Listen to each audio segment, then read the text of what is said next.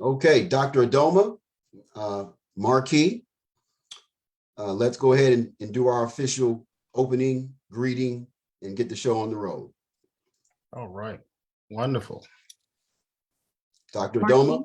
Oh, okay. Well, good evening, candidates, and good evening, guests. We're so happy to have you join us here this evening.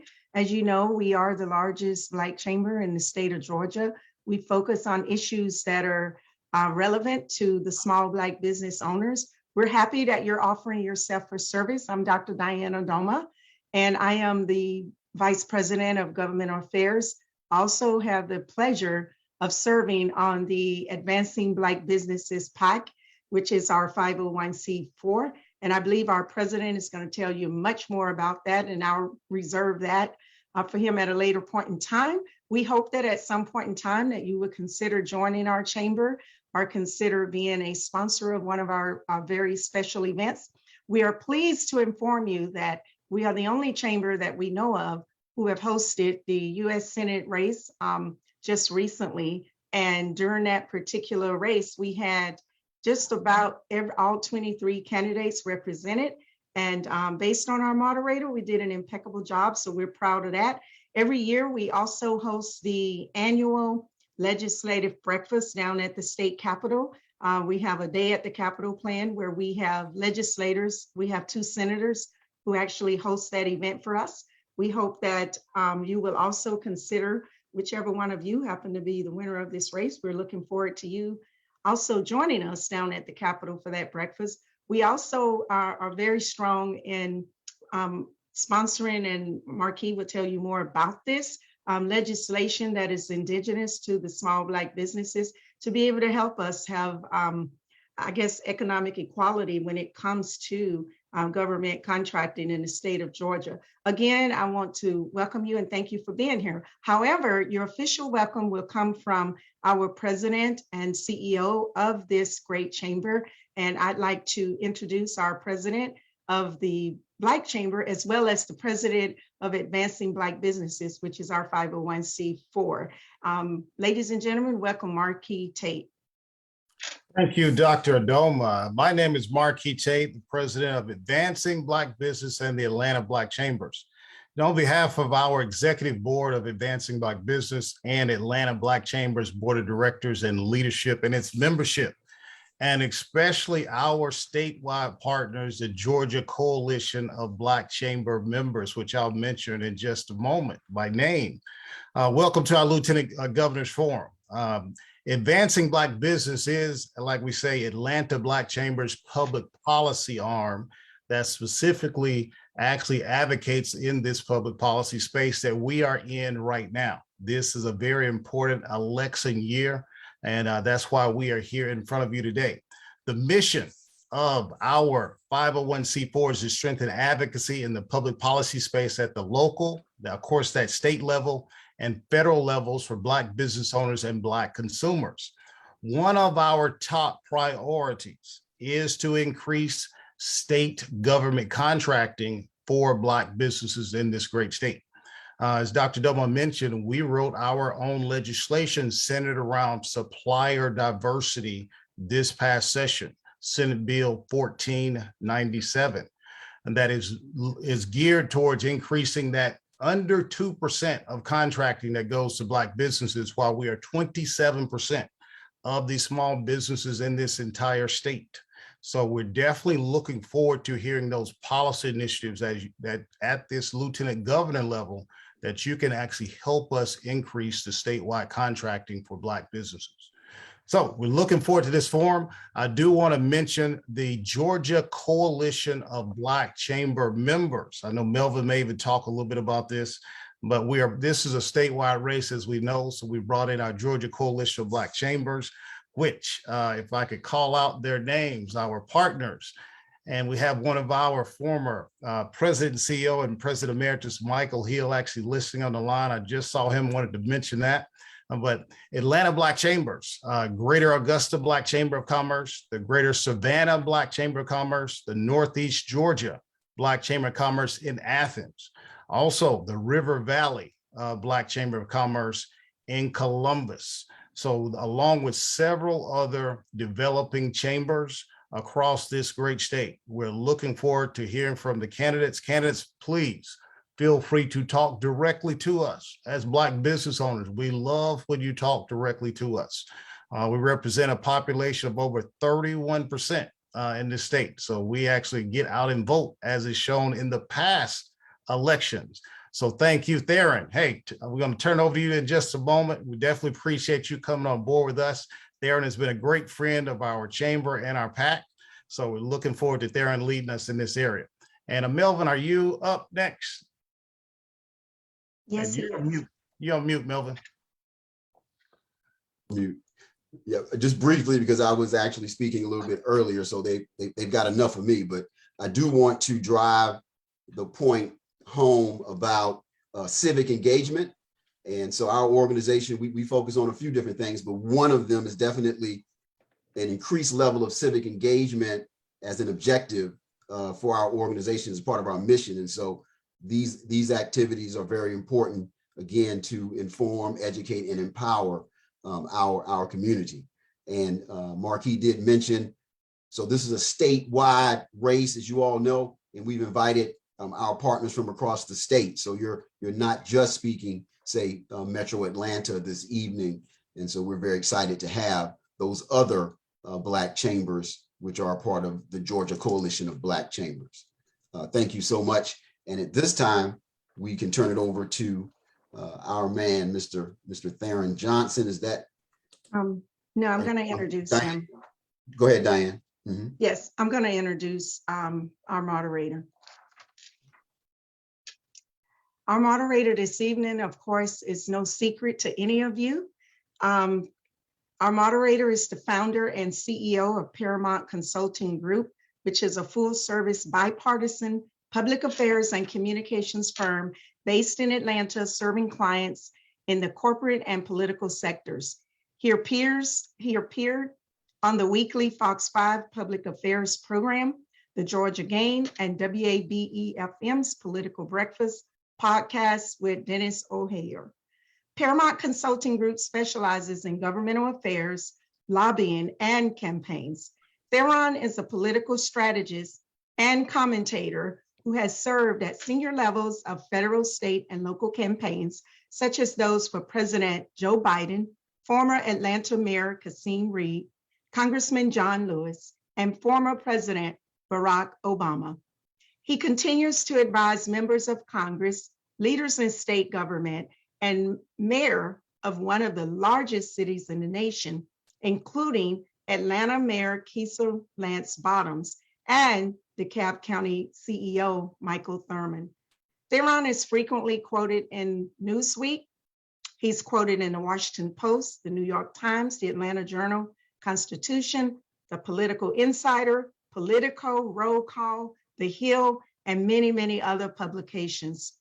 He regularly appears as a key contributor on news channels and television shows, including CNN and WSB-TV Channel 2, to provide insights and analysis of political developments at the national, the state, and the local levels.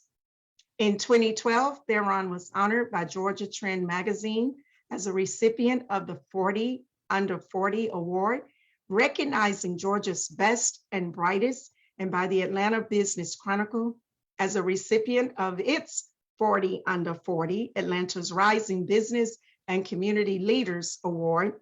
James Magazine named Theron one of the 25 most influential Georgians in the state.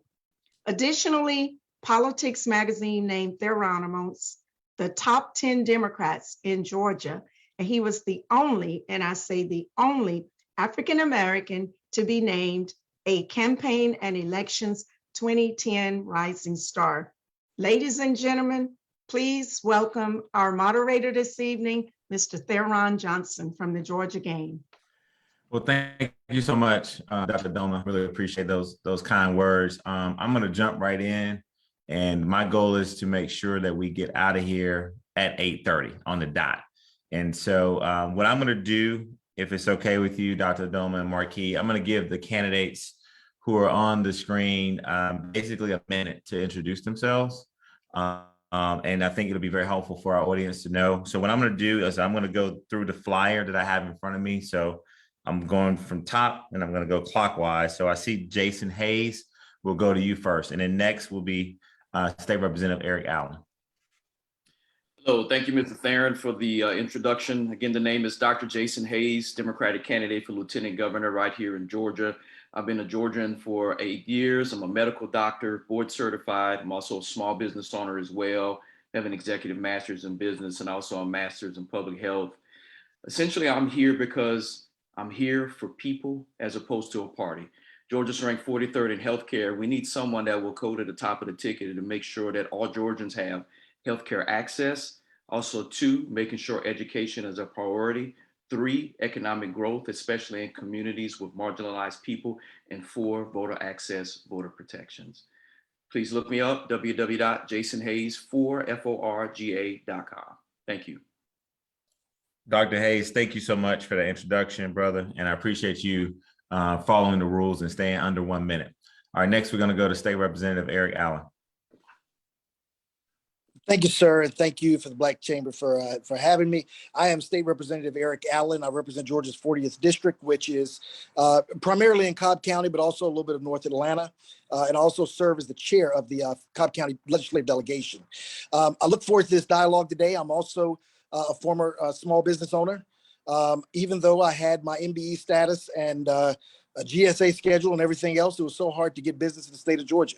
So I empathize with that, and I understand the issue firsthand, and I look forward to the dialogue with you all tonight. And Mr. Allen, you have to depart at what time, sir? I do have to step away for a Seder at 7:45. Okay. Well, thank you, Brother Allen. Appreciate those remarks, and we'll definitely adhere to your schedule. All right, I'm just going to go through the list. Do we have GN Seaver or Sarver on the phone or on the line? Okay, next, Kwanzaa Hall. I don't think I see Kwanzaa, but Kwanzaa, are you on? Kwanzaa's running late. Okay, no problem. Let's go to Brian Miller. Is Brian Miller on? Okay, no Brian Miller. I think Renita Shannon is not on. I was with her at an event earlier. But Renita, are you there just in case? Okay. And Tyrone Brooks, I see you. Go to you next, sir. Thank you, Black Chamber, for having me. Great to see all of the candidates today. I'm Tyrone Brooks Jr., born here, Georgia.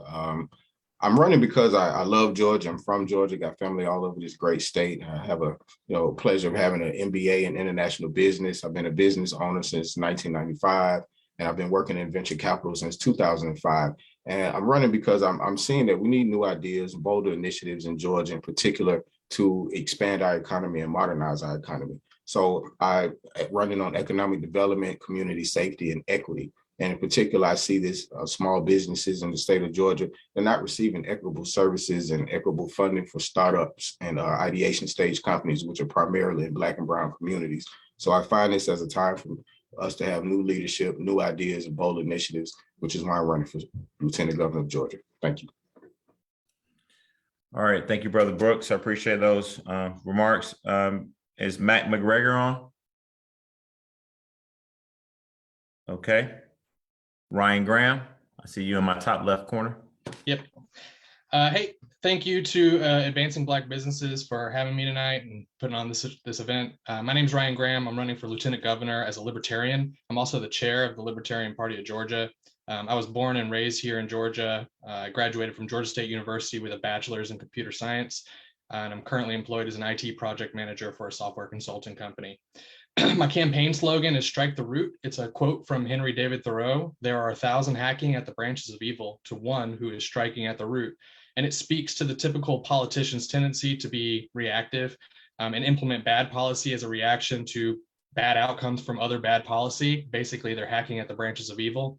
And my campaign's all about finding the root causes of issues to work to fix those and to strike the root. spoiler alert, the usual culprit is bad government policy meddling in the lives of peaceful people in the hopes of achieving one outcome, but generally making the problem worse or creating new problems.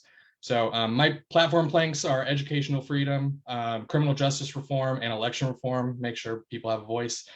For more on my platform, check out gramforga.com. And thank you. Look forward to talking to you guys some more tonight.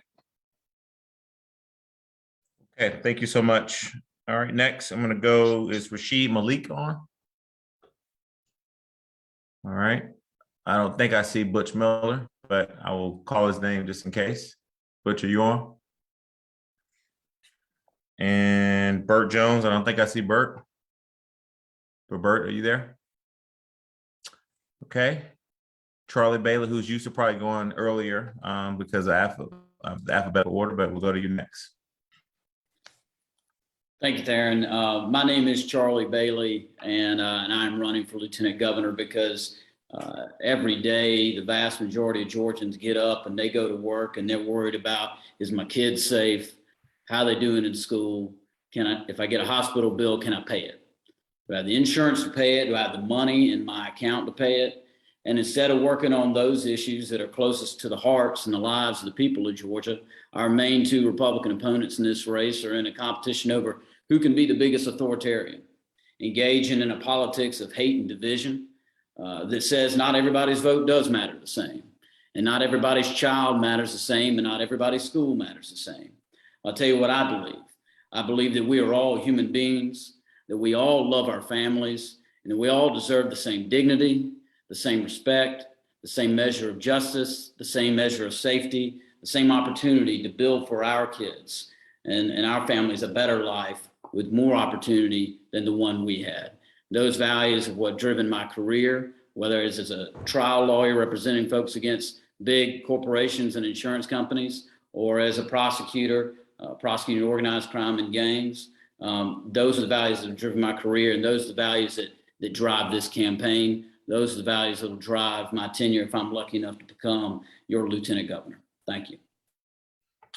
All right, thank you, Charlie. All right, just want to repeat one more time. I want to make sure we didn't miss anyone. I know that Derek Jackson is on the list, but I've been informed that he's running late. So just to confirm right now, we have Dr. Jason Hayes. I'll make sure I get the doctor in there. State Representative Eric Allen, Tyrone Brooks Jr., Ryan Graham, and Charlie Bailey. All right. So since you guys were on time and here, I'm going to go ahead and start with a question. So it's a simple question, and I'm going to go in this order. So Charlie Bailey, I'll go to you first. It's really simple. What have you done in your career, personally and professionally, to ensure that Black businesses, particularly Black-owned businesses, are able to receive the access to capital needed to operate? You're on mute, Charlie. It broke up a little bit, but I think you said, what have I done professionally, personally, to make sure Black businesses have access to capital? Yeah, has received the access to capital needed for them to operate. Okay. Well, I've not been as a private attorney or as a prosecutor, I've not been in the position to provide capital to any businesses, Black-owned or otherwise. So I can't point to one particular time in which I did that. What I can say is that we need to, as a state perspective, provide for capitalization opportunities for Black-owned small businesses. And I'm committed to setting up a program akin to what we have for the movie industry, where you can have tax credits that folks can get for paying in, then we take those tax credits and provide funding and capitalization. If we can incentivize the movie industry to come here, which I think we should do, we can incentivize our homegrown businesses that represent at least, going on a third of the small businesses in this state. All right, thank you, Charlie. One of the things I did not point out, because I want to try to get to everyone, since we've got 5 folks on right now, we'll give you 2 minutes to answer. So Charlie, I don't think you used your entire 2 minutes, but if you want to talk a little bit more, you can, but if not, we'll give everyone 2 minutes right now. We'll probably reduce that time once we get more candidates on. But Charlie, I'll give you at least 30 more seconds if you want to say something else. Okay.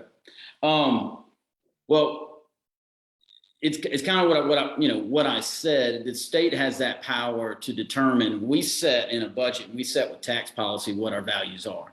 We can incentivize certain behaviors or de-incentivize certain behaviors. And if we can incentivize certain kind of businesses, we can do the same thing with our homegrown businesses. And I think it's far past time that the state of Georgia gives that kind of support to minority-owned and Black-owned and women-owned businesses as we do to some of the bigger industries that we try to bring here to Georgia. Thank you, Charlie. Next, I'm going to go to Ryan Graham. Ryan, you have 2 minutes to answer the question. Do you need me to repeat it? No, I'm good. Yeah. So same thing for me as a project manager, getting software written, I have not had a ton of opportunity to do that.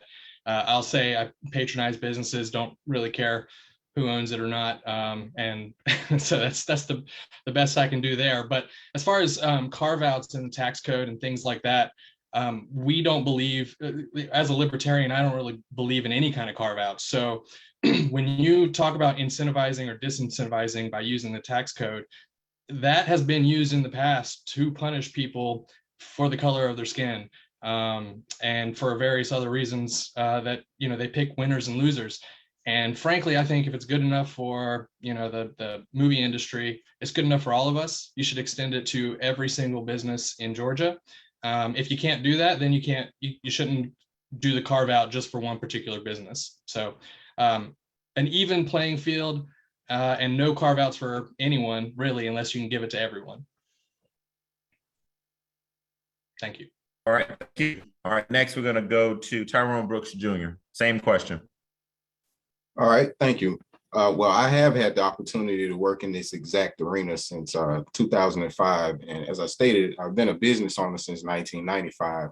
And just having the opportunity to work as an entrepreneur at such a young age, I found myself in a distinct position to having to raise capital for myself. I got into the publishing industry very early and had some immediate success as a teenager. But I had not obtained my degree. I didn't really understand how to get financing. So I found myself in this position of sink or swim. And from that, I was able to identify a niche after getting into college and having future success. I got into venture capital in 2005, as I stated, working with various different venture capital firms. I mean, the Carlyle Group is just one of many. Worked with Damon John from Shark Tank for a while as a senior portfolio manager, assessing business portfolios with up to a $10 million valuation. And from that, I carved out a consulting firm. And we began to identify working capital for small businesses, entrepreneurs of startup, ideation stage, mezzanine, all type of stages in business. And what I found to be very helpful, we were able to fund, first of all, over 150 businesses and entrepreneurs in that term. And what I found to be most helpful is just being that conduit, actually identifying angel investors, venture capitalists, and plugging them to entrepreneurs is actually the best thing to do. I mean, you can't close every deal for everyone, but if you're that conduit, you're able to assess the valuation of a company, the criteria that an angel investor or venture capital firm may seek to have before they fund. I was able to kind of identify those entrepreneurs and literally place them at what I'll call them, put them on the money train. And I was able to see the success that these entrepreneurs were able to go on to hire people in their zip code, purchase homes, put their kids through school. So I saw that immediate effect. And I like to bring that to the state level. Sometimes it's just being a person that can plug 1 to 2, and that's what I'll bring to the state. Sorry to cut you off. Thank you. No problem. Understood. Thank you. Yes, no problem. All right, next we're gonna go to State Representative Eric Allen. You need me to repeat the question, brother? You got it. No, sir. I think I've got it. So this one is pretty easy for me. Before I ran for office, some people may know that I worked for the Georgia Department of Behavioral Health and Developmental Disabilities. The only person in either chamber of the House or the Senate that's ever worked as an executive, not appointed, but worked as an executive in state government. And I can tell you, I managed about a $12 million budget from my office. And the first thing that I did was diversify that spending. I made sure that I worked with vendors and contractors that looked like me or were disenfranchised on getting contracts from other people. And the reason I bring that up is because representation matters. Getting people elected and put in the right position can influence a lot. I think so often we wait on legislation. We don't necessarily have to always wait on legislation in order to make sure people are behaving the right way. We need to just have leaders within state government who will direct our agencies and our departments to start diversifying their spending. So I have direct experience with that, and that's some of the experience that I would bring to the Lieutenant Governor's office and working with the governor, whoever they may be, to make sure that they understand the importance of diversifying the spend of the taxpayers that pay into the system, that some of them get the reward of getting these lucrative state contracts. Okay, thank you, State Representative Allen. And next we're gonna go to Dr. Hayes. Yes, how are you doing? Thank you so much. Well, personally, I am actually a volunteer with the 100 Black Men of North Metro, and we have several initiatives with our economic arm where we work with young students about economic growth, small business ownership. So I personally worked with young students on this particular matter. Second, I'm a small business owner. Went back, got an executive MBA when I learned how to do a business plan and how everything works to get funding, to get capital for your business. I used that to my advantage when I started my own small business and actually wrote the business plan, got the funding from private banks to start my own medical practice. Well, while I was starting my business and getting things going, I had many doctor friends who were either my age or younger who actually wanted to learn how to start their own small business. So I've mentored several of my colleagues who started their own business. And we, to this day, still communicate about best practices when running business as well, which brings me into my economic growth plan. I live in Alpharetta. And in Alpharetta, one thing that's interesting about it is very affluent, but we have a lot of small business ownership. One thing I notice about an Alpharetta versus an East Point or College Park is that small business ownership is either little to none. We've got to make sure that we put small business ownership in the hands of disenfranchised and marginalized communities. So what I'm proposing is a Georgia level small business association to help people how to start a business plan, how to get debt financing, how to maintain your business, things that's important. And I want to take it a step further than an educational plan. We need to start teaching financial literacy and small business ownership in the high school level as well. So thank you. All right. Thank you, Dr. Hayes. Okay, I'm going to go to my next question, and this is going to start with Tyrone Brooks Jr. I'll read you the question. The cannabis discussion has emerged as a nationwide debate with many economic implications. Knowing there is a potential market for medical or recreational marijuana here in the state of Georgia, are you in support of legalization of marijuana? And if so, what are your plans to promote inclusion of the state's minority businesses in this industry? Now, first of all, absolutely, I am a supporter of legalizing cannabis for recreational use. I see that we have been kind of, tampering around with inch by inch. We're trying to push through hemp. I think that's holding up the economic benefits that could come to the state. If we were to go full recreational, we could bring in billions of dollars of tax revenue. We could have a multitude of vendorship opportunities for our small businesses, in particular Black and brown entrepreneurs.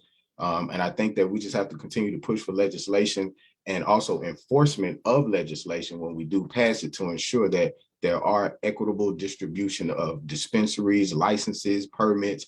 All of that needs to be equitably distributed. In particular, we need to make sure these urban areas are beneficiaries of it, as opposed to just rural, many times farmer elite type of areas that we've seen in the past.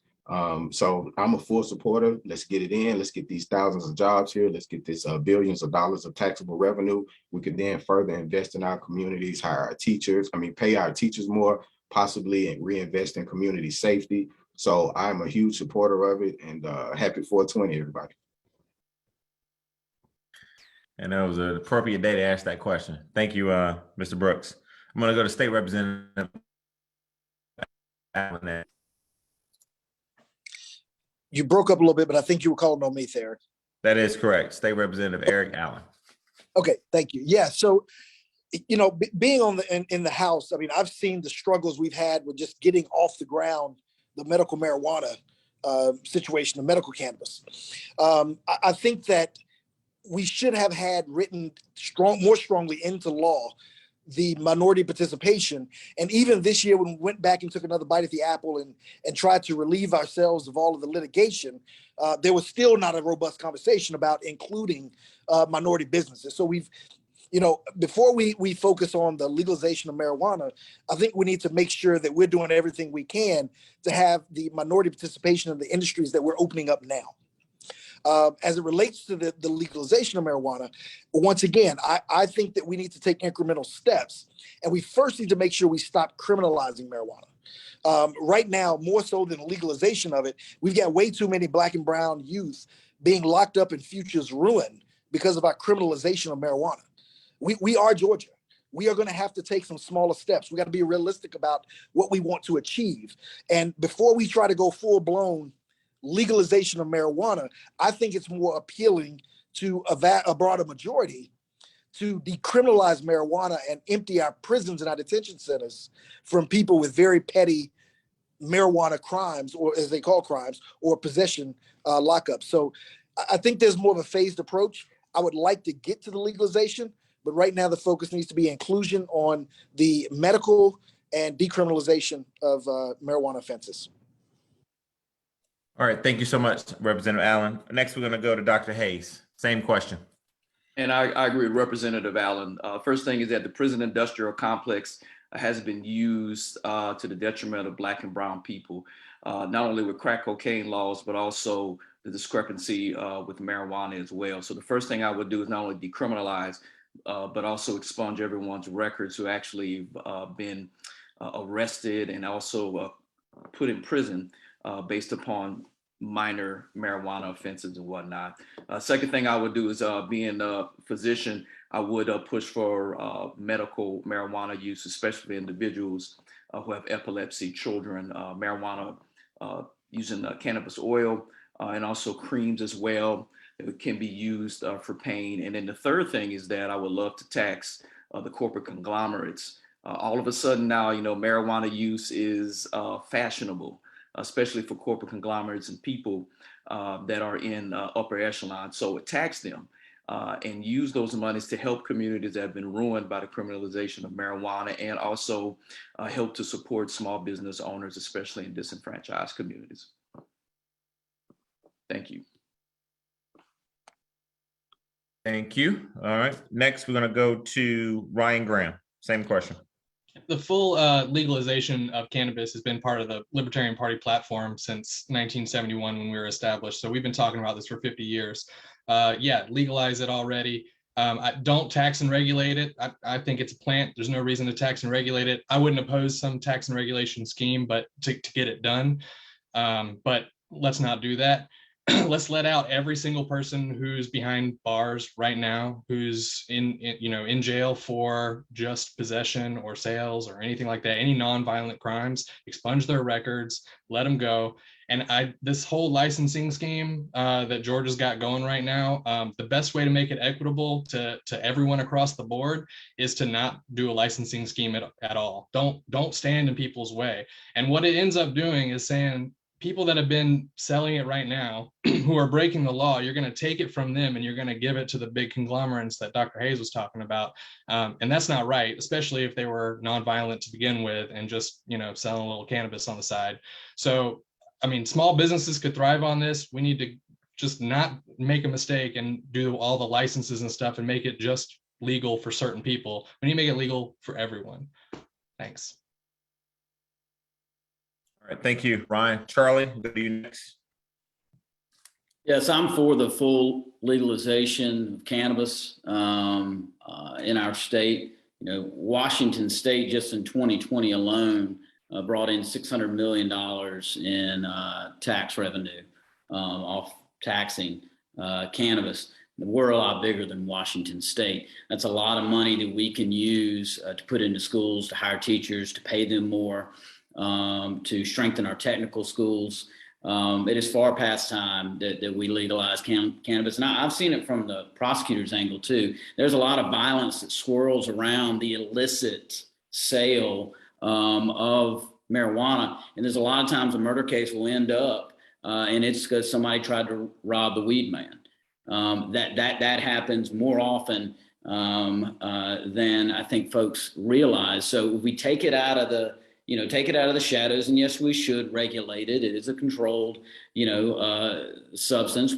Regulate it, tax it, so that we can reinvest in the communities, as many of my friends have said, that have been victimized by the policies on around marijuana over the years. And I agree that for folks that are in prison for non-violent marijuana-related offenses, we need to let them out and we need to expunge the record, because if it's legal, certainly nobody needs to be sitting in prison for it. I think this would be a great benefit economically for our state, and I fully support it. All right, thank you, Charlie. Okay, so I'm gonna ask my next question. Just want to be fair here. I know I went to Tyrone first, and then I started off. So I'm gonna go to Ryan Graham on this next question first. May switch it up a little bit here, but Ryan, the question I want to ask you is about student loan forgiveness. Many business owners or prospective business owners may not qualify for loans because of the student loan debt / default. Do you support any initiatives designed to remove the barriers for Black-owned businesses? Can you ask that again? Which barriers? Just barriers when it comes to prospective business owners, particularly people who are trying to get loans. Sometimes that they are not qualified to get these loans because of their student loan debt and their default. Yeah. I gotcha. Okay. No, I don't support the forgiveness of student loan debt. I think that there are a lot of problems in there.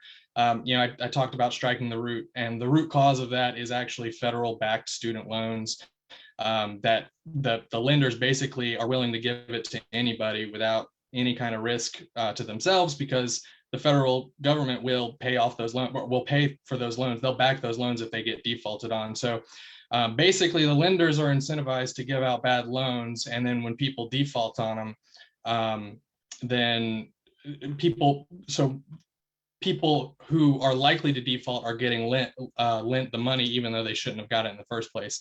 One of the things that is actually happening, though, is the credit credit score companies are actually getting rid of healthcare costs debt as one of their criteria for credit, and student loan might end up being one of the next things. So I would support something like that, that not being part of the qualifying for for credit. I think that's probably one of the better ways to go, but that's more of a negotiation. That's not really a state level thing, and I don't really believe in the state government coming in to step in that. So, okay, thank you for your answer. I'm going to go to Dr. Hayes next for the question. That's a great question. Yes, a lot of my colleagues who are physicians, dentists, and all have actually been hurt by all of this. So I would definitely be in favor of the federal government actually forgiving the loans, and would defer to Congress and Senate and the president to do such. If they're unable to get to forgiving the loans, other fixes that I'm asking is that they reduce all interest rate down to 0%. Any payments that individuals make to their student loans should be tax deductible. And also, I was a part of a program called the National Health Service Corps, where I worked as a physician in underserved communities, and I got a large portion of my loans forgiven. I would be in favor of a similar program for other businesses, other organizations, and other disciplines, I should say, to allow them to work in an underserved community, whether if it's on a weekend or whether if it's on a certain time basis. And in that way, you can give your services to these communities and also serve as a beacon of light to young people around there. So it's another way we can uplift communities. But again, to answer your question as a whole, I feel like it should be forgiven. So at least help people who've worked very hard in their careers to start their own small business. Okay, thank you, Dr. Hayes. State Representative Allen, I'll go to you next for the question, please. Yeah, so I think it's a pretty simple one for me. Not only should student loan debt be forgiven, I think the state should put its own program in place to help forgive some of the student debt. We over the last two budgets that we dealt with this year, the supplemental and the big budget for 2023, we gave back $1 billion. That money going back, when we say you're giving it back, it's not going back equitably. If you wanted to use that $1 billion a year equitably, I think you could address a couple of things. You could address the student loan debt, and you could address the two access issues: access to healthcare and access to capital. As a small business owner, I can tell you those are the two things that hold people back more than anything. The healthcare issue of not being able to get affordable healthcare, whether that be the expansion of Medicaid or working to expand those that are on the exchange, and maybe Georgia getting its own exchange, but also access to capital and working with our banks and giving some backed loans to minority businesses so that they can get their start. Black businesses are extremely successful, if my understanding is correctly, almost at a higher rate of other businesses, mostly because of the communities that they invest in. So I think that they are a safer bet, even though they come with risk, and the state should step up and support that. Thank you. Okay, next we're going to go to Tyrone Brooks Jr. Okay, so this is very personal to me as someone who had to and still having some student loan debts attached to myself at the moment. Yes, eliminating student debt is something that I support. And furthermore, I look at it, and in particular in the Black and brown communities, just the concept of us still having a debt owed to us by this country. It is just a kind of sick, twisted reality that we are then overtaxed for education. So that's just a caveat I want to throw into there. But also working in the mayor's office of equity for the last 6 years in the city of Atlanta, I was a community engagement manager. And what I found was there are many different mechanisms for low income and Black and brown communities, in particular statewide, for some of our state schools and some of our technical college. So you look at the criteria that needs to be met for some of these, to go to some of these schools debt free. It's as simple as a 2.0 GPA and a 17 on your ACT score, which is a standard score for the ACT test. When you have those mechanisms, when you meet that criteria, you can go to some of our schools debt free, just there on the Hope Scholarship as well as the Pell Grants. So I think being a conduit from the Lieutenant Governor's office, it just needs to be more intentionality, making sure that counselors in these public schools statewide are aware of more of these opportunities, and we don't push our graduates into the student loan conglomerate, and we go into some of the routes that are already available for us. It doesn't require any more legislation. Some of these things are already in place, and I think it just requires more hands-on and people really caring about the students. I mean, a lot of counselors and a lot of these banks, they just put these kids in these programs. They don't care about 30 years from now what position they'll be in. So just having a leader that's going to be a supporter of graduates and students coming out of high school, I think that there's a large gap there. And I think we can see the reason that there's a large gap there. A lot of these leaders are beneficiaries of some of these banks. So yes, let's eliminate the student debt, and let's push more of our students into some of the debt-free opportunities that currently exist. That was right at 2 minutes. Good job. All right, Charlie, take your last on this question. Do you need me to repeat the question, or you got it? No, I got it. Appreciate it. Yeah, so I'm in favor of one, is Ryan talked about, making it, removing from the credit agencies that student loan debt, having that even show up as a hindrance towards being able to secure capital, secure a loan in the future first. Second, we've got to mandate, and some of this is going to happen at the federal level, but I'm in favor of doing what we can on the state level on this. Mandate lower interest rates. I mean, it is just an abomination, the usury rates that some of these financial institutions charge for a student loan. It's outrageous. We need to have a cap, and it needs to be capped at a low rate.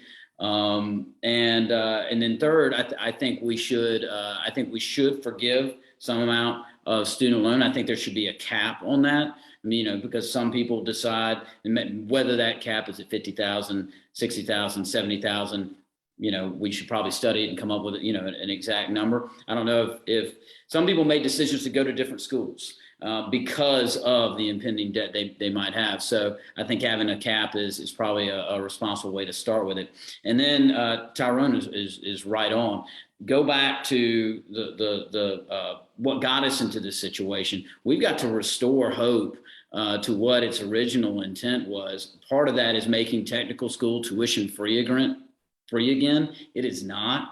And restoring, if you had that 3.0 GPA, being able to go tuition free to a college university in the state of Georgia. The Republicans cut that. And they changed, they changed the opportunities that were available to the people of Georgia and to our kids. So we've got to get back to where we're investing in our kids having the opportunities they need to build a life with a good job, with a good wage, whether that involves going to the University of Georgia as I did. And I would say we got to invest in our technical schools like we invest in my alma mater, like we invest in Georgia Tech and Georgia State. Thank you, Charlie. Sorry to cut you off. No problem. Just want to be fair with the 2-minute rule. All right, I'm just checking in. Dr. Adoma, I don't think any other candidates have joined, but if they have, let me know, but we'll keep rolling here. I want to go to Tyrone Brooks on this one first. And you mentioned something that kind of sparked my interest. And the second thing is that I've been watching Atlanta, and I got to talk about reparations. So if anybody's watched the series Atlanta, that was a really, I thought, intriguing and interesting episode recently. But let me just ask the question. So reparations for African Americans is a set of policies of acknowledgement, redress, and closure of grievous injustice committed. There's a Senate bill, S1083, similar to HR 40, is a commission study to develop reparation proposals for African Americans, sponsored by Senator Cory Booker. This is federal legislation out of New Jersey, and it has many co-sponsors. Question is that if you're elected lieutenant governor, would you support this bill and ultimately vote for the bill if it's similar language to start in the House or in the Senate, in this case, to start a process around reparations to African Americans in the United States? And if so, please briefly elaborate. And if not, please briefly elaborate. So Tyrone, why don't you take that question first, as you brought the subject up, and shout out to Atlanta. I think it's a great series that I encourage everyone to watch. Absolutely, it is a great series. Well, oh yes, I'm full supporter of reparations, and we are owed a debt by this country, 600 years of the history and hell we've been put through. So we are owed that debt. We don't even start at the same level of when we talk business. Our community is we're decades and sometimes even centuries behind. So we are owed a debt, and we're going to continue to fight for that debt to be paid. So yes, I support it. And ironically, I was just having this conversation most recently about, John Conyers, a former congressman from Michigan. He submitted this bill for almost 20 years in U.S. Congress. And now you have, I believe, Representative Sheila Jackson Lee out of Texas with HR 40 that you mentioned. So I've been a supporter of that legislation. It kind of reminds me of my father proposing the removal of the state flag for 20 years, and it never got to the floor. And finally, we got our just due with Governor Roy Barnes when he signed it. So I see that reparations bill and the Senate bill from Cory Booker, and again the bill now, the HR 40 that Representative Jackson Lee has on the floor in the House, in committee in the House. So full supporter, and I've often looked at what reparations could actually look like there. It could be a combination of things. It could be elimination of taxes for African Americans, elimination of certain debts, mortgages. It could be a form of compensation. It could be a check. All of these things I'm supportive of. I think we have to have a true discussion of what that is, agree on what we can agree on, and then pass it. I don't want to just continue to keep talking about it. Everyone is aware of the history of African Americans in this country, and if they're not, they should definitely not be running for any office in the nation. So from there, I just see it as, let's go ahead and get to it. It's been on the floor for almost 2 decades. We got to have the intestinal fortitude to go ahead and pass it. And that's Democrats in the House and Democrats in the Senate, and also have a strong enough president that will actually push for it. And I think we may have that, or maybe getting close to it. Full supporter. Let's go. Enough talk. Let's pass it. All right. Thank you, Mr. Brooks. All right, Charlie Bay, let's go to you next. Well, I think if we start out and we can't even have a discussion, then none of us should be running for office. And so I think having a discussion of, and I would like to think, as Tyrone says, that everybody knows the history, but unfortunately, we see in Georgia, there's a lot of folks that don't want our kids to know the history and don't want the truth to be told and don't want to be upfront about, listen, there's great things our country did, and there's a whole lot of bad things I did, and our country did. And I've heard people say, well, they don't want kids to be uncomfortable. Well, if my kids are learning about slavery or Holocaust, they better be uncomfortable. That's uncomfortable. Those are great evils that happened. And so first, absolutely, let's just talk honestly about it, and let's have an honest examination of what the damage was, and then what can we do going forward? What's the most efficient way to acknowledge that? And I'm not going to sit here and say that I have all the answers of what that would be, but certainly we cannot deny the history that took place, and we ought to be open and honest about studying what we can do. We can't go back and make it not happen. But my entire career has been built, whether it's on the civil side or the criminal side, trying to get justice and get a little bit closer to justice. And so we ought to be able to acknowledge it happened and study what we can do to get a little bit closer to justice. Thank you, Mr. Bailey. All right, next we're going to go to, I'll make sure I kind of mix this around a little bit. We'll go to State Representative Allen next. Yeah, thank you for that question, Theron, because it's those of you on this call that know me know I'm not good with the word salad, so I'm gonna be very direct. As Charlie was talking about with the uncomfortability and people pushing this legislation that was abhorrent this year in the legislature about kids being uncomfortable, I looked at some of my colleagues and I said, if you think your kid's uncomfortable learning about it, you should know what Ruby Bridges felt when she was integrating schools. This thing about uncomfortability has to be squashed. Once again, we can't wait on legislation. We need leadership. One of the tools that the lieutenant governor has in their power is to commission a task force. The current lieutenant governor has between 4 and 6 different task forces on workforce development, other things. On day one, I will commission. As a matter of fact, after the general election, and I know that I'm going to be sworn in January, I'm going to start pulling together a task force to look at what reparations could look like in Georgia. I will push for the federal legislation to get passed, but this is something that we can lead with right here. We don't need to wait on the federal legislation. If anything else, we can inform what that looks like at the federal level. So one of the first task forces that I like to put together is a task force on what it looks like for reparations in Georgia, especially with our farming community, our minority farmers. So there's a lot of work we can do, and I'm committed to making sure that we have those conversations. All right, thank you, Representative Allen. Ryan Graham, we'll go to you next. Yeah, thank you. So recognizing the evils that have existed in the nation, absolutely, we need to, and that persist to today. I mean, it might not nearly be as bad, but there are still things today that people are experiencing. I don't believe in reparations. There's problems there with how to figure out how somebody qualifies, how much somebody's been impacted over time. That just gets so convoluted and complicated, and I think that people would just argue it out of the room. I don't really think it's a very realistic outcome. But what I do want to say is that, recognizing all those things, so I think about it in terms of like a metaphor, right? There's like a muddy riverbank, and there are guards on the side of the riverbank, and people are trying to climb out of the river. But there are guards on the riverbank. They're letting some people pass and they're kicking other people down. And that's what we've been doing for years and years and years. And we need to figure out so I would like to commission a task force, like Representative Allen said, to identify different areas in the Georgia Code where we are kicking people off the riverbank, and immediately write legislation that would eliminate those barriers and stop kicking people back into the river. Okay, thank you, Ms. Graham. We'll go to Dr. Hayes next.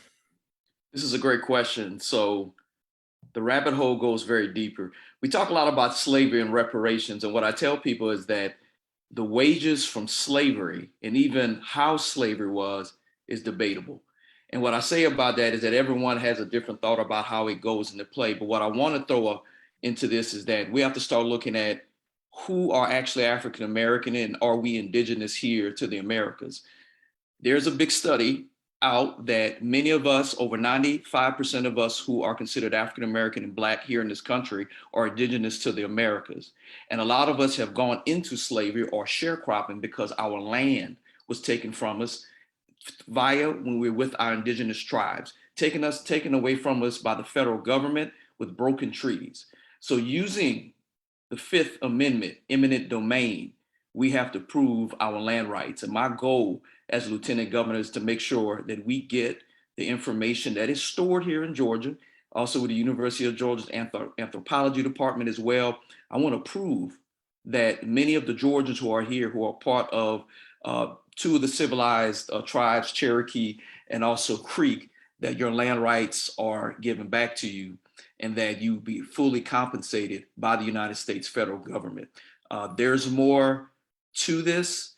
We can talk about this ad nauseum, but again, land rights, indigenous to this land, making sure you're fairly compensated for the land that's lost based upon the Fifth Amendment, eminent domain. And also we should come to an agreement about how much and who should also be compensated for lost wages from slavery and or sharecropping. All right, thank you for that, Dr. Hayes. And again, encourage you all to watch the, I think it's the next to the last episode of Atlanta. Mr. Graham, I think you'll be highly enlightened if you haven't watched it already. I know that Representative Allen may have to get out of here, so we're going to switch it up a little bit and do a little fun round here. Because I did throw the reparations question at you all. I'm sure everyone kind of tightened up a little bit and had to be prepared to publicly talk about reparations, which is something that is controversial in this country when it comes to politicians. So we're going to have a little fun. So I'm going to go to State Representative Allen first. The question is simple. Favorite hot wing spot in Georgia, and are you drumstick, or are you flats? 15 seconds. All right, so here's definitely flaps. I am still, you're gonna make me say something that's probably not appropriate. My favorite spot is still going to Hooters and watching some football and having some wings. All right. If I can't get there, always a good, as JR Cricket's about 5 minutes away from my house, it's a pretty good spot as well. All right, Mr. Graham, and the quote that's gonna stand out for you is the guards on the riverbank, y'all. I'm definitely gonna remember that one. But favorite hot wing place in Georgia, and you drumstick or flats? Flats all the way with blue cheese. And I will say that my favorite wing place in Georgia is gonna be controversial, I know, but Publix. Hot ones from Publix. They're excellent, y'all. They are full of meat. They got great flavor. That's Publix. All right, thank you. All right, Charlie Bailey. Same thing, same question. Favorite hot wing spot in Georgia, and are you flats or drumsticks? I'm going to have to say the JR Crickets down, is it north? The original one there, and flats, definitely flats. All right, you like blue cheese or ranch? Since Ryan said he likes blue cheese. Blue cheese, man. I don't fool with ranch. All right, Tyrone, I know you anxious to get in here, brother. He took your JR Crickets away from you. I didn't come to you first because I had a feeling you were gonna say that, or Jason's Deli maybe, but question. It's a combination now, man. I think about it listening to everybody, but definitely JR Crickets Cascade. That's old school. I mean, it's been it's had some changes over the years, Theron, as you're probably aware of.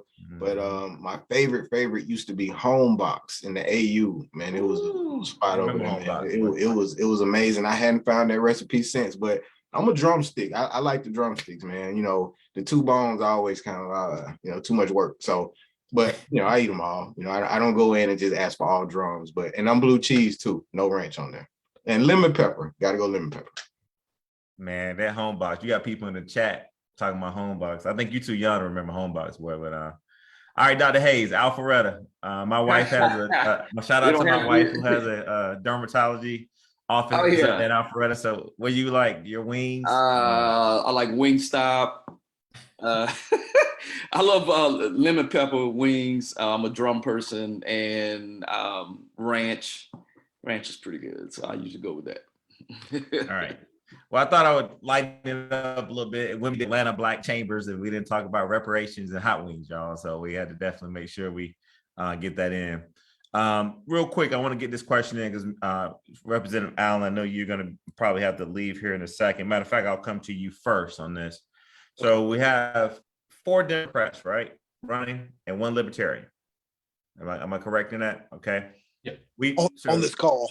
On this call, yeah, I'm sorry. On this call, let me repeat that. 4 Democrats on this call and 1 Libertarian running to be our next Lieutenant Governor. The question is this, and I'll go to you first, Representative Allen. If elected, either as a Democrat and in Ryan's case as a Libertarian, how will you work with a Republican majority to get things done at a time where we know historically some of the powers and responsibilities that once belonged to the Lieutenant Governor has sort of been reduced and somewhat stripped away, and gives a lot of the fellow senators more power? So how would you, in your case, Eric Allen, as a Democrat, work with a Republican majority to get things done at a time when the power of the Lieutenant Governor's office is not as powerful as it once was? You know, I think I would lean on the experience I already have and what I've been doing. I've been in the minority, but I've also been able to get legislation passed. Some of it has been attached to other Republican bills. Some of it has been signed by the governor. Some local legislation I've done for my delegation. So it really is understanding how that building works. The role of Lieutenant Governor is not just presiding over the Senate. If you do that, you're playing checkers. This is really 3-dimensional chess, because you got to navigate and negotiate what the governor's office wants and what's going on. And especially you've got to navigate and negotiate what's going to be going on in the House. The Speaker is a very, very, very intentional leader.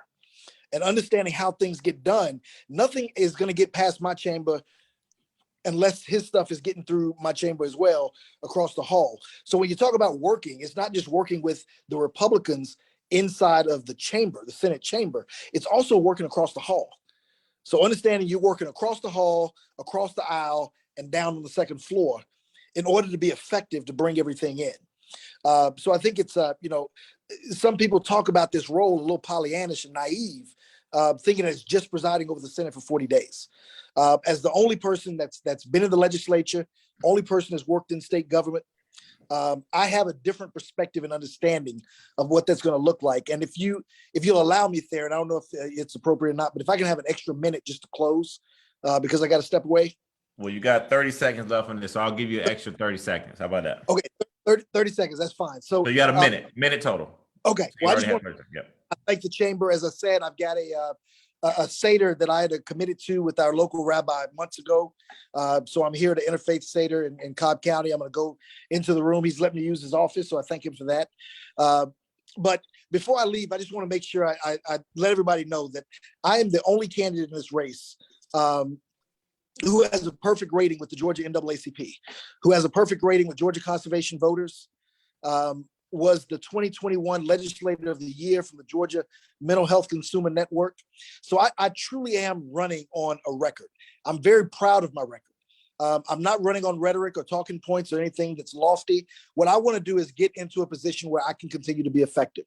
And I've been effective for the 30,000 voters that put me in office, won re-election with over 60% of the vote.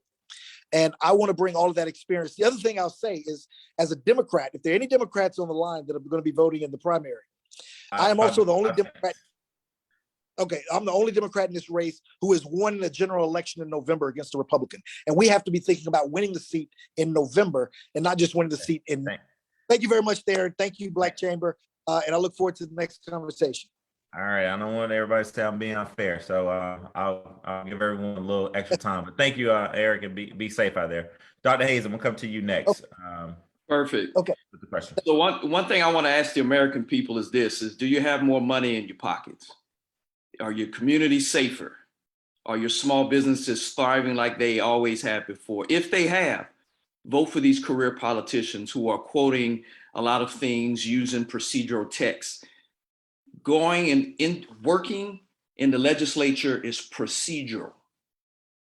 The ability to turn around and negotiate with people is something that can be acquired. You can learn it, you can do it. So everything that this gentleman said before is procedural. Also, in terms of winning, people also have to start looking at the records of every person that's speaking about their experience. I ask you and task you to do that. So if you're someone that has had your 4 and 5 years working under the Golden Dome, you've had your chance to make an impact on the American people in Georgia. So what I'm asking you to do is to look at other people. It's your moral and right and responsibilities. And as far as Republicans are concerned, they'll want to work with someone that is an outsider, not with people who are part of the political elite or supported by the political elite. So I'm someone that's going to bring real skills, real experience. I work with Republicans. Some of them are my patients. And also I've worked and I live in a Republican district. And I also got 47.2% of the vote when I ran for state rep in 2020. And I actually won my primary election, unlike other candidates did not do. So I will close on that. Thank you.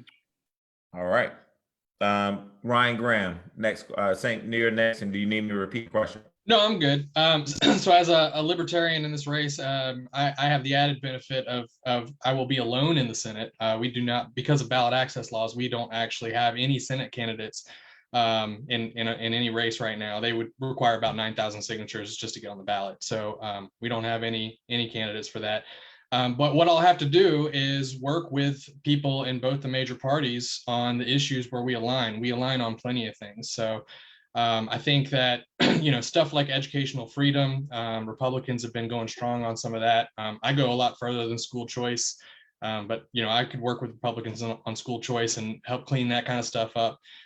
Criminal justice reform, I think Democrats do a great job on criminal justice reform, stuff like ending cash bail for nonviolent criminals and legalization of cannabis and stuff like that. I think we can work together. So finding that commonality that I can work with on both with people on both sides of the aisle there is going to be really important to me. And I think having a third voice there to help bridge that gap is really important and could be very valuable to help kind of stymie the partisanship that happens right now. So thanks.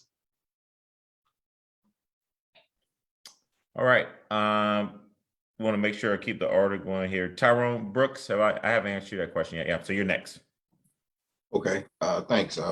So yeah, I think we have to remember that yes, we are Democrats, and yes, this is a primary currently that we're in. But we also have to know, once I win, I will be the lieutenant governor for not just Democrats or just independents or libertarians or Republicans. I'll be the lieutenant governor for everyone. So first, you have to start with the residents. Understanding what do the residents want, they dictate what lawmakers should be doing, not vice versa. So you have to use your bully pulpit, and you have to use what you have to understand what do residents want. Let them tell you what they want. Then you can have the sail beneath your wing. You can have the wind beneath your sails. You can go into these negotiations. And being a business owner since 1995, I failed many times going in asking for things that I just could not get. I was not in a position to receive those.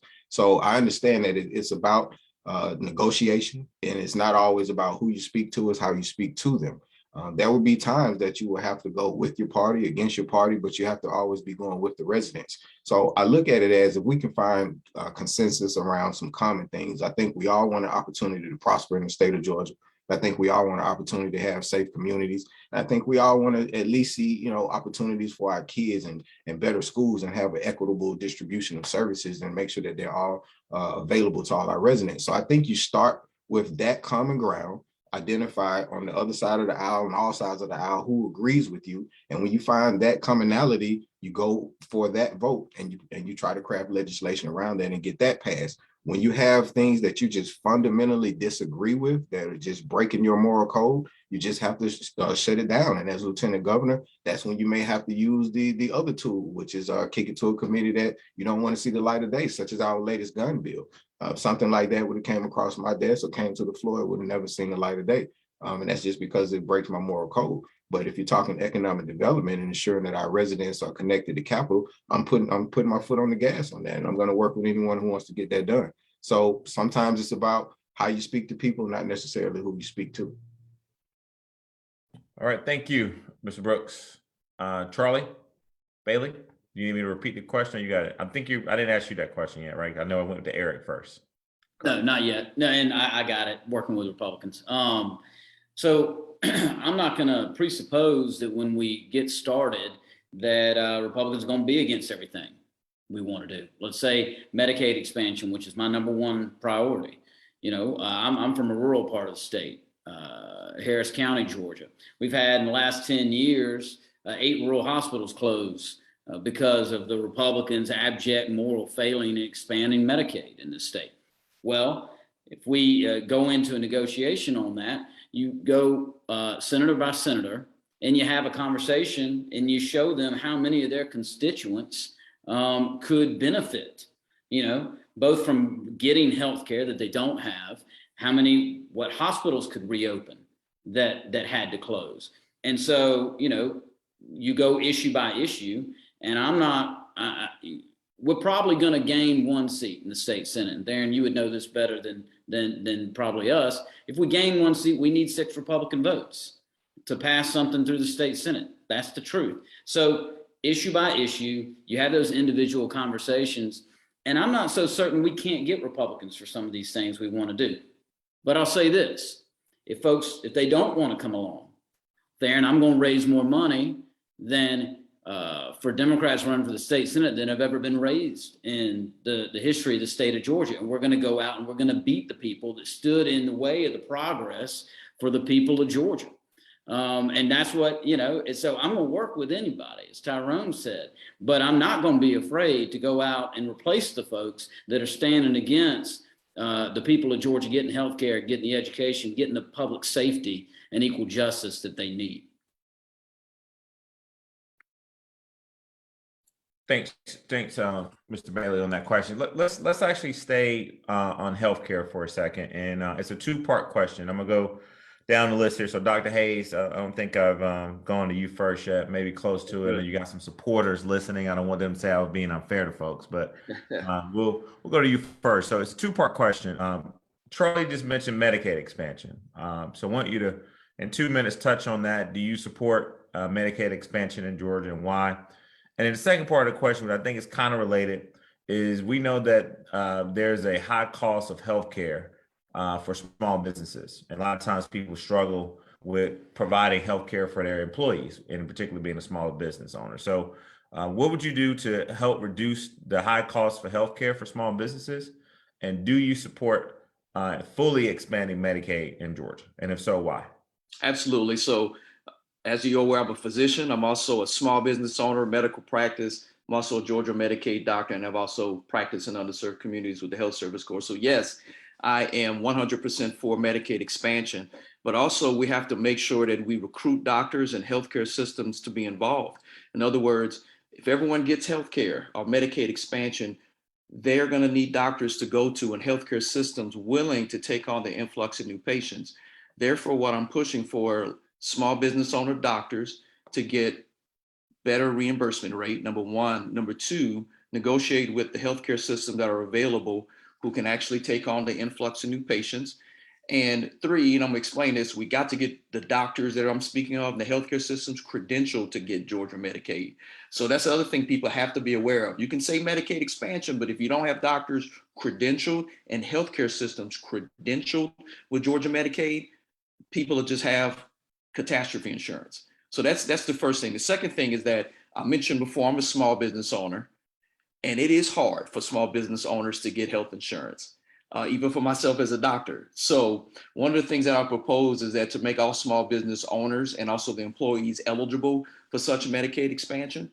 And also for those who may fall a little bit outside of the criteria, give tax incentive, tax breaks. When we do this, this reduces overhead for the businesses. And those of us who come from this space in businesses, revenue, expenditures, reduce those expenditures to help keep these businesses afloat so they have good net income and retained earnings. So that's my answer to it.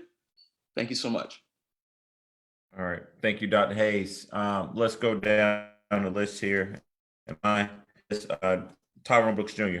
next question to you. I'll repeat it. See, we've been joined by State Representative Derrick Jackson. We'll get you in here at the end on the question, but I'll repeat it so you can hear it and for everyone else. Question is two-part. One, what are you going to do if elected Lieutenant Governor to reduce the high cost of healthcare for small business owners? And then secondly, do you support the full expansion of Medicaid? And if so, why? So Tyrone Brooks Jr. will go to you, and Representative Jackson, I'll come to you last on this question, okay? But thank you for joining us. Yeah, Theron, yeah, absolutely. I'm a full supporter of Medicaid expansion. And first, like they always say, you listen to your doctor. And listening to Dr. Hayes, he gave a lot of concise, precise information on why you do so. But for me, so I'm a small business owner. I'm a business owner, and I support the tax credits that you would give to some of these small businesses, so that this can be affordable for owners and the employees, and everyone could be equitably served, because this is an issue of equity. So when I speak of establishing an Office of Equity at the state level, this would be one of those focus areas. We know that rural Georgia is not empowered as some urban areas in Georgia. So you have to look at who's not being served. You heard Charlie Bailey talk about a lot of hospitals being closed. So you're seeing service after service not being provided equitably to everyone in the state. But you have to be able to afford this. So again, as a business owner since 1995, I've seen these costs rise, and I've seen a lot of our employees not be able to get the healthcare that they deserve. So full supporter of Medicaid expansion for that reason in particular, and some of the other reasons that have already been discussed. Not a medical professional per se, but as a business owner, as I said, I know how those tax credits would benefit me and my employees. So full supporter in that vein, and we need to ensure that we have our hospitals and those credentialed doctors, as Dr. Hayes just mentioned. All of that should come out of the Office of Equity as a focus point, so we can have true legislation. And again, full supporter of Medicaid expansion. All right, thank you, Mr. Brooks. I'm going to go to Ryan Graham next. Same question. Yeah, I don't support the Medicaid expansion at all. I think that, the economics of it is Medicaid at all, and Medicare and other programs are one of the reasons that healthcare prices are skyrocketing. It's one of the contributors to it. And so for the rest of us especially, and one of the things that when I talk about striking the root, one of the things that I want to talk about is eliminating or basically untethering healthcare to insurance at all. So Medicare is basically just a type of insurance that's provided publicly. And I think that we would do ourselves a favor if we untethered insurance from healthcare. And as Dr. Hayes talked about, making it catastrophic insurance only, right? For emergencies, you've got insurance for bad problems. Dr. Hayes, I wasn't saying that you said to do that, but yeah. But having catastrophic insurance in general, and that would be it. The rest of it would be cash, and you could reduce the prices by having a free market. So the other way that you end up doing that is getting rid of the certificate of need that allows other healthcare providers to create their establish businesses across Georgia without having, a large scale hospital stop them from opening it. So you want to have more healthcare providers and untether it from insurance. Okay, thank you. All right, gonna go to Charlie Bailey next. Yes, as I've said, I'm fully supportive of fully expanding Medicaid in Georgia, and I'll note we're already paying for it. All right, we're just paying for our brothers and sisters in Indiana and California and New York and Ohio to have fully expanded Medicaid, but our people don't have it. That'll be over 600,000 Georgians that get health care that don't have it now. That means people will live longer than they would otherwise. And it's the best deal we could get. It's $9, out of 10 that the federal government, that, by the way, we're already paying for in our federal taxes. It's the biggest economic development project we could even do from the legislature and from the government for our state. So fully support Medicaid expansion, and a lot of those people that will be covered will be the employees of small businesses, and that will relieve the pressure on small businesses to cover their employees. So, and they're already, by the way, those small businesses are already paying for it because they're paying for it in their taxes. So it's just, let's get the people of Georgia what they're already paying for, and a recognition that healthcare is a right in the richest nation in the history of humankind. All right, thank you, Mr. Bailey. We've been joined by State Representative Jackson. State Representative Jackson, I'm going to ask you that same question, but I want to be fair, and the Atlanta Black Chambers may not invite me back, but I'm going to bring up this wing conversation one more time. The question I asked your fellow colleagues and people who are running candidates running for lieutenant governor, I wanted you to name your favorite wing spot in Georgia, and are you a drumstick or flat guy, and ranch or blue cheese? Well, first off, good evening, Theron, and thank you to the Atlanta Black Chamber for hosting us this evening. I believe in flats, and I also know the person that make the best wings is my wife. She make the absolute best wings that we sit in front of that television on Saturday and Sunday because we're a football family. She make the absolute best wings. All right, and ranch or blue cheese? Neither, because her sauce is incredible, Theron. Okay, all right. Well, good. That's spoken like a newly married man. I'm with you on that, brother. We're around the same time. But thank you for joining us. So the question again is, do you fully support expanding Medicaid fully? And secondly, what would you do if you'd like the lieutenant governor to lower some of the high drug costs to small business owners? Yeah, thank you for the question. Yes, I will fully expand Medicaid. 1.4 million Georgians with little to no health care. 1.4 million. Of that 1.4 million, over 520,000 with no insurance at all.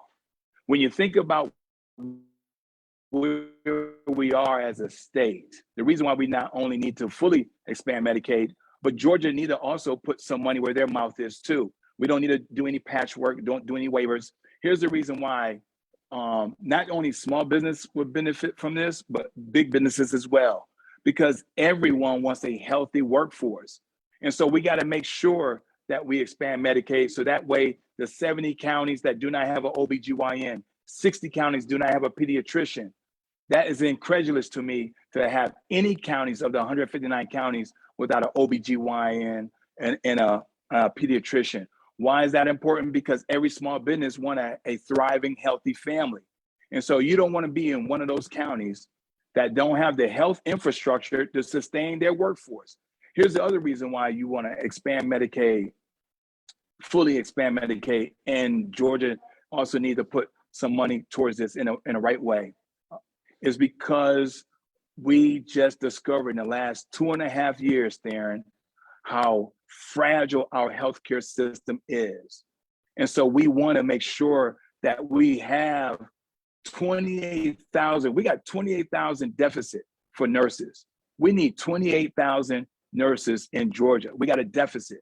And so by expanding Medicaid, not only that's going to create jobs, it's going to help keep these hospitals in rural Georgia that are closing, right? We don't want to create a situation that's going to collapse rural Georgia, because I have traveled across this state, and what I discovered, Theron, is this: they want a healthy family. Small businesses want a healthy workforce, and we got much work to do around this topic.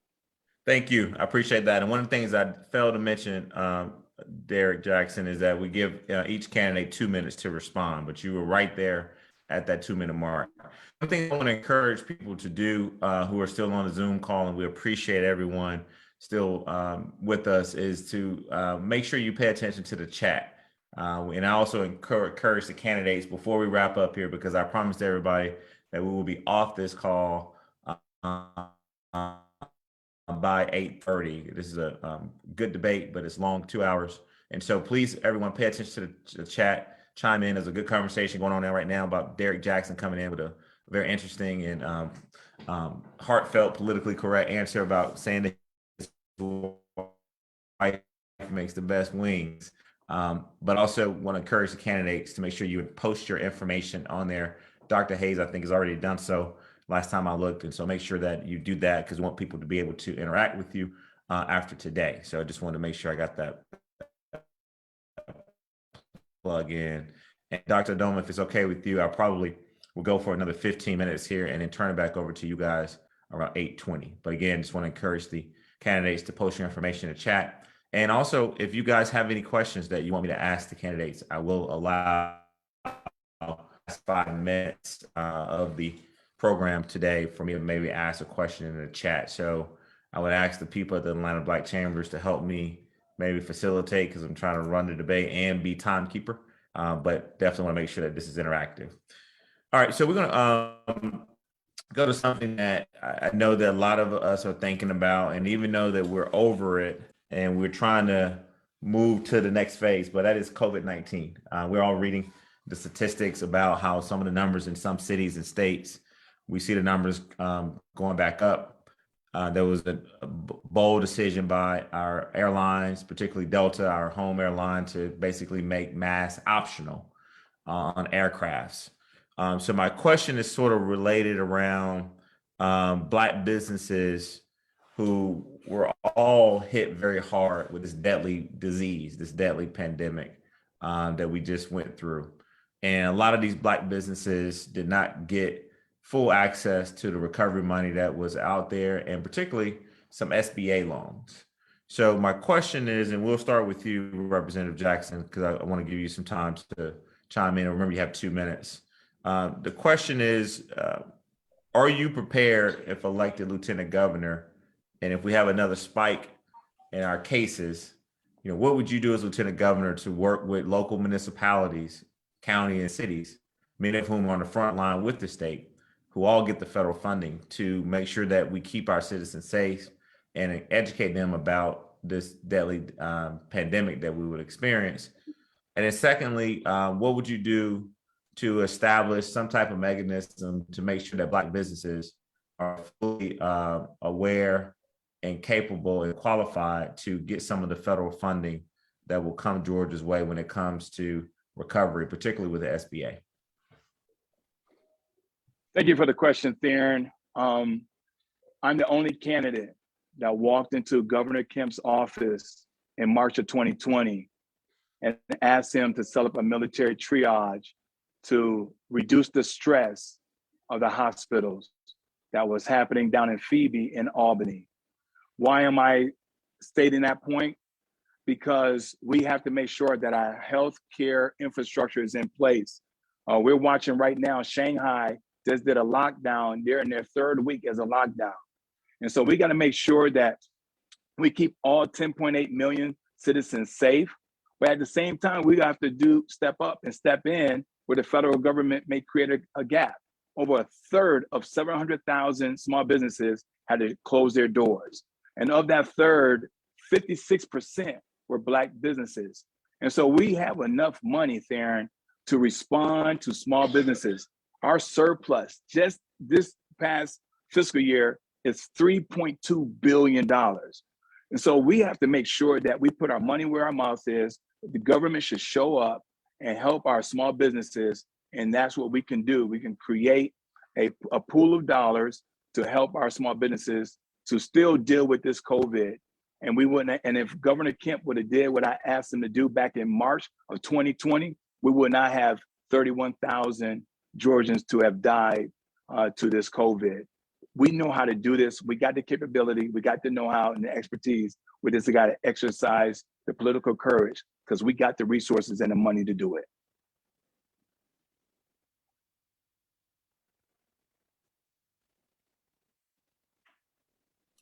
Thank you, State Representative Jackson, for that answer. Charlie, I'll go to you next. You need me to repeat question, or you got the sense of what I was asking? I got the sense of what you're asking. So I think we need to create I'll phrase it differently. I'm going to create a Lieutenant Governor's Council for Minority Small Businesses. And you call it council, call it roundtable, and we need to have, whether it's an agency level, an organization within the state that can be a resource for minority small businesses. You talk about access to capital, knowing where and how to apply to get the proper SBA loans. All this information that the state can provide. Talk about contract, getting contracts with the state, knowing what's out there, providing those kinds of resources so that minority-owned small businesses know what the rules are. I mean, you got to know what the game is to be able to even play and be on the same playing field. And so I think that it is imperative that the state provide, and I will work to, again, I can go ahead and create the Lieutenant Governor's Council, a roundtable, but I think we need a state level agency that will work to interface and be resource for minority small businesses to make sure that they're accessing all the capital and opportunities that are available to them. And so they're not taking advantage, God forbid we have another epidemic or pandemic and we have to, get out there a number of loans to help our businesses stay afloat. All right, thank you, Charlie Bailey, for that answer. Next, I'm gonna go to Tyrone Brooks Jr. Okay, yeah, absolutely. I look at first of all, Derek, thank you for going and lobbying for people. Speaking to Governor Kemp, I can imagine what you went through with that. But let me just say, it goes back to something I think there is consensus. We're all kind of touching on the same point. Having something available for residents when a catastrophe such as COVID happens, it's all about planning and being ready. So if you're not ready, you can't help. It's hard to start after the catastrophe already happened. So when we look at things, there are funds already in place in the state of Georgia. We could utilize our workforce and our work source dollars that come in from the federal government annually, and those are supposed to go to small businesses. But unfortunately, we don't have a true investment in startups and ideation stage companies. I keep saying that over and over because that benefits primarily Black and brown communities, low income areas. So if you have that true investment already in place, it's easier to tap into it when you have these catastrophes. The money's already there, but it's not typically allocated for these particular uses because people think bad things will happen or, oh, we'll get to that later. So when you see that, you have to have leadership. And as Lieutenant Governor, I will be that voice, that conduit to ensure that we are aware of what's available and how you actually tap into it, and also promoting the concept of adding to it every year. We have surpluses, so we should be tapping into those reserves annually, making sure that we continue to prop up something as a reserve fund through our workforce and workforce dollars primarily. And I think you just have to be someone who really cares about making sure these communities actually get to these resources. And I don't think we've had leadership that really cared. They're fine. So to them, there's really no need to have anything in place for anyone else. The sun's always shining in most of these leaderships communities. So, just making sure that we have everything in place and being ready and being proactive and progressing Georgia forward, connecting our small businesses and our entrepreneurs and our residents to these resources. Just have a full commitment to it. I support that. All right, thank you, Mr. Brooks. All right, I'm going to go to Dr. Hayes next, and then Ryan, you'll be after Dr. Hayes. Great question. So using the I am the only one, it seems to be a common thing that we have in these forums. So I'll just go ahead and use the same thing. I'm the only one that's a medical doctor. I'm the only one that's actually taking care of patients during the COVID-19 pandemic. I am the only one to work in the hospital during COVID-19 and seen everything. And my colleagues who work in the ICUs and the ERs have seen everything as well. So I have a different and unique perspective, even a unique perspective as a small business owner, a minority small business owner, and to pivot my own business to make sure that my expenditures, my revenue wasn't there. So I had to reduce my expenditures to make sure my business stayed open.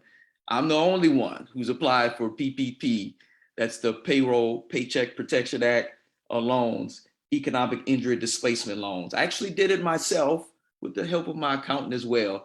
But even with that, it was still hard. So I feel for a lot of my colleagues who are physicians who lost their practices. I feel for a lot of people who have lost their businesses because they didn't have access to the capital or the know-withal to even have an accountant and whatnot. I mentioned before earlier in the forum that one of the first things I want to do is get a Georgia level small business association to help small business owners with creating business plans, how to get capital, people available, small business mentorship, accountants, legal aid to help individuals in the event we have a pandemic to pivot. And so a lot of times when we're talking about pivoting your business, it means eliminating the fluff or expenditures that you may or may not need. It might mean outsourcing. It might mean making some modifications to your business. So COVID-19, I'm also have a master's in public health. I've also worked at the Centers for Disease Control as an intern.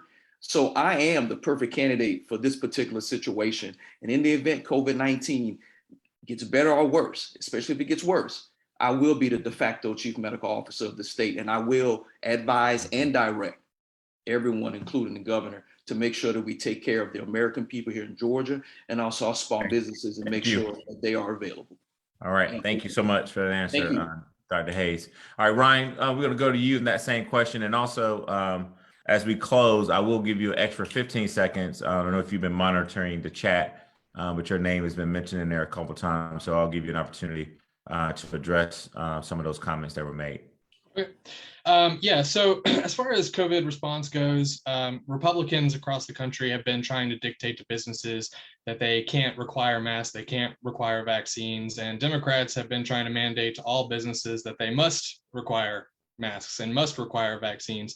The libertarian response is that businesses should be empowered to do whatever they think is best for their situation, which isn't going to be the same from business to business. It's not going to be the same from city to city. It's not going to be the same from street to street even. So we should empower those businesses to be able to make the decisions that they want. As far as federal money, I don't support the federal money being approved in the first place, but as Lieutenant Governor, what are you going to do? All that money floating around is a great contributor to the inflation that we're seeing. And then you also, the reason you're asking this is because that money doesn't get divvied out fairly, right? People, there's a lot of corruption in the system, and that money goes into the pockets of the people who are able to lobby for that money. As Lieutenant Governor, I would help make sure that that money is coming to Georgia as best as possible. If it's already approved, it's already out there, it needs to come here. I would help that process along in any way I could. All right. Do you want to you got about 30 seconds left in your 2 minutes. Yeah, so I was, I got called a closeted Republican in the chat because of a couple of issues that I have. I mean, I've talked about legalizing cannabis. I've talked about criminal justice, ending cash bail. I've opposed Republicans on those types of issues. There are lots of issues where we have in common with Republicans, just like Democrats. Democrats have things in common with Republicans. We have things in common with Democrats. We have a whole slew of issues where we differ. And so sometimes we're going to align, and that doesn't make us a closeted Republican or a Democrat. I tell you, it'd be a hell of a lot easier if I was a member of the one of the major parties. Okay. All right. Thank you for that answer, Mr. Graham. All right, real quick, guys, because I'm going to turn this back over to the Atlanta Black Chambers folks at 8:20. But real quick, we'll do another fire round. Charlie, I'm feeling good today. I didn't get much sleep last night, so just going with it.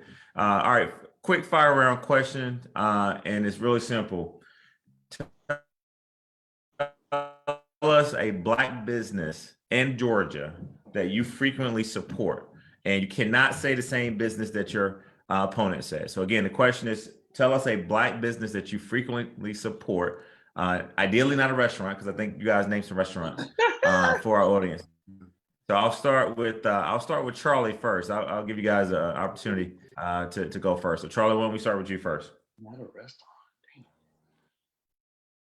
I mean, it could be a restaurant, but you know. Well, I think that what I'm going to go with is a farm down in Harris County, a family Black-owned farm that's been in operation for some years, the Butts family. And my mother and my fiance and I stay in good supply, particularly in the summer with the vegetables that come from that family farm that's been in operation for well on 70, 80 years. All right, thank you. All right, I'm gonna go to you next, Ryan, because I feel like if I go to the brothers on here, they're gonna name stuff you're gonna name, and you won't be able to say anything. Well, I could answer the same thing. I might need a little help on this one. So I have no idea, honestly. I don't really know who owns a lot of the places that I go to. That's not people I interact with necessarily. So I'm not 100% sure. I think Daddy D's might be Black owned. Is that, I mean, does anyone know? Because I like that. I go there all the time. Me and Tyrone, we kind of like, I think so. I think so. I think All right, it is. we'll let you off the hook, man. But All it is right, man. it is the Atlanta Black Chambers forum. So I think for future reference, you may want to kind Well, of maybe get some black businesses. send me some things to suggestions at kinda do, when you come on some of ryan@grandforga.com. these forums. All right, that's a good comeback. I'm sure somebody will do it. I don't have time to do it, but I'm sure Yeah. somebody will do it. All right, we'll go to my brother Tyrone next. Yeah, I mean, you know, Theron and the Atlanta Black Chamber, I am my father's son, and I have been groomed to support as many black businesses my entire life. I mean, I could go on and on, but you know, currently, my tailor, Patrick Cooper Incorporated, he's right on 14th Street. I mean, he's black owned. Obviously, the young lady that does my hair, Elite Beauty, out in by Shannon Mall. All right. Then a host of just black restaurants, man. I still eat at Pascal's. I mean, you know, Yeah. beautiful restaurant. I mean, so I could go on and on and on, but you know, I just want to encourage everyone to please spend with these black businesses. I mean, we've had it hard enough. So, you know, all jokes aside, look them up and be a patron, please. Appreciate that. All right, we're gonna go to Dr. Hayes next. Yeah, absolutely. ADS agency, member of the Atlanta Black Business Chambers. I've used her several times. That's Ms. Andrea Smith Johnson used it several times for multiple projects. Also, O'Neill Smiles, dentist in Alpharetta, goes to, he helps keep me with these pearly whites and everything like that. All right. Also, I've gone to a plant-based pizzeria that was down off of Highland. They even have one on Sandy Springs as well. Great pizza. They also have vegan wings and all this other good stuff. So shout out to these black-owned businesses, support them. And also, I'm a black-owned business owner. Personal concierge MD, if you need a internist. All right. Thank I'm you. there. Appreciate it. All right, Brother Jackson, you in. Be a little short because I want to get everybody out of here at 8:30. All right, I have to give two. This is it because their headquarters is in my district. And so Butch would not let me live that down. And my daughter's dermatologist is the one and only China Johnson. Boy, you are on it today. All right. Well, I appreciate the plug for my wife being a dermatologist, and I think she'll definitely get some shout outs. Well, I'm going to turn it back over to the Atlanta Black Chambers, but I just want to thank all the candidates for your answers, and thank you for offering yourself for public service. I've had fun tonight. I wish you all the best of luck. I think I know many of you. I've met you throughout my career in politics, but thank you all so much for your candor tonight. And I think the people, I hope you really enjoyed it. I tried to spice it up a little bit, and everyone be safe out there. Thank you, sir. Aaron. And thank all of you candidates tonight. We really did appreciate hearing more about your platform, and we wish all of you well on the campaign trail, and we will be following you. And now I'd like to turn it back over to the president of our chamber, Marquis Tate. All right, great. This has definitely been a great forum. Thank you, the candidates of the lieutenant governor's race, for being so up and close and talking directly to us as Black business owners. We definitely appreciate that. Your participation has been great. I would like to thank our chamber members for showing up of the ABC. We had a great time. We hope that our guests had a great time. And what you heard from these candidates, and match that with your needs and follow this race closely. The primary election is coming up very, very soon. Our business owners, watch out. You have an agenda that you need to set for your own businesses. We're in the process of setting a strong statewide agenda, and we'll be announcing that agenda very, very shortly or just after the primary election. And we'll be working closer with these candidates in particular races as we have just kicked off our entrance into these forums, where we'll have 2 more forums that our Advancing Black Business public policy arm of the Atlanta Black Chambers will be putting on. Theron, thank you so much for an exceptional job. You always do a great job with our forums. We have worked with you on many times. Thank you for your support of Advancing Black Business and the Atlanta Black Chambers.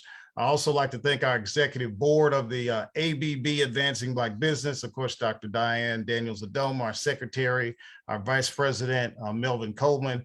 Also on the call is Calvin Maddox, our treasurer. Also our additional board member, Omar Ali, our newest board member of ABB, and our lobbyist, Deanna Harris, which moves some mountains for us in the state legislature this year. A special shout out to the Georgia Coalition of Black Chambers for helping us take this statewide. I know Shane Blackwell has been on with us along with Michael Hill. We have several of our presidents that have supported us. I do like to mention our other chamber presidents across the state, Ronnie West, Michael Soul, Moncello Stewart, along with Tamika McPherson. And also, let's see, we're missing one. That's us, Melvin Colvin and I actually serve on that also. So thank you, everyone. Have a blessed night. And we are looking forward to working with you more during this election cycle. Have a great night. Thank you. Thank you. Thank you. Good Thank night. you, Atlanta Black everyone. Chamber. Thank Thanks you. for everyone. Night. Atlanta Thank Black you. Business Chambers, Very informative. Augusta, Athens, Savannah, Albany, Columbus, Macon. You naming all the areas where I got family there. I'm impressed that he actually. Sparta. I've been there. So many Yeah, of that's them. right. Ren, I've been to Ren. That was good. He actually Absolutely. named off quite a few. I'm like, that's great. Oh, man. Yeah. Cool. Hey, appreciate y'all. This has been great. All right. Thank you guys so much. Take Thank care. Thank you. Thank you. Good night, everybody. Good night. All right. Hey. Thanks, Darren.